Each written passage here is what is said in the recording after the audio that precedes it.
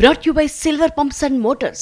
Top quality और consistent performance के लिए सिर्फ सिल्वर पंप्स नाम याद रखना। ఎమ్మెల్సీ కవిత లేఖపై స్పందించారు మాజీ మంత్రి శ్రీనివాస్ గౌడ్.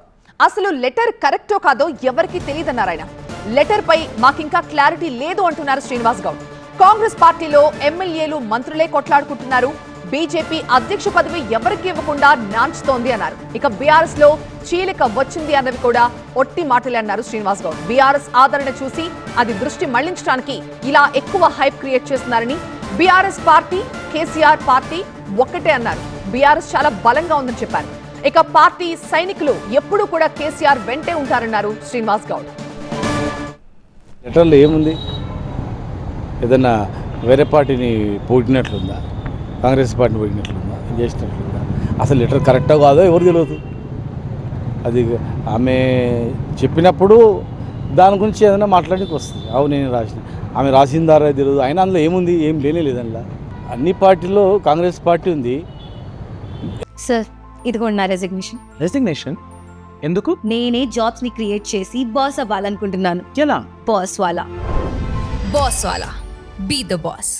ఎమ్మెల్యేలే తిడుతారు గవర్నమెంట్ని, మంత్రులు కొట్లాడుకుంటున్నారు, మంత్రి పదవులు ఇస్తలేరు. భారతీయ జనతా పార్టీ ఇంకా అధ్యక్ష పదవి ఇంకెవరికి ఇవ్వలేదు, నడుస్తూ ఉన్నారు. ప్లస్ అక్కడ ఇంటర్నల్గా పార్టీలు ప్రతి పార్టీలు ఏదైనా ఉంటే ఉండవచ్చు. ఏదో చీలిక వచ్చింది, అయిపోయింది, అంత ఉట్టి మాటలు అంతా. అదంతా దృష్టి మళ్ళించడానికి నేను ఎక్కువ హైప్ చేస్తుంది. అది లెటర్ వాస్తవమాగా తెలియదు. ఆమె వాళ్ళు ఇస్తే డైరెక్ట్గా ప్రెస్ కూడా ఇస్తుంది, చెప్తుంది. లీక్ చేయాల్సిన అవసరం ఏముంది? టీఆర్ఎస్ పార్టీ ఎదుగుదలను చూసి ఎప్పుడైతే వరంగల్ సభ సక్సెస్ఫుల్ అయిందో, రేపు అమెరికాలో కూడా బ్రహ్మాండంగా అవుతుంది, అక్కడ కూడా డల్లాస్లో కూడా. కనుక పెరుగుతున్న ఆధారం చూసి ఏదో దృష్టి మళ్లించాలా అన్నట్లు మాట్లాడుతున్నట్లు అనిపిస్తూ ఉంది.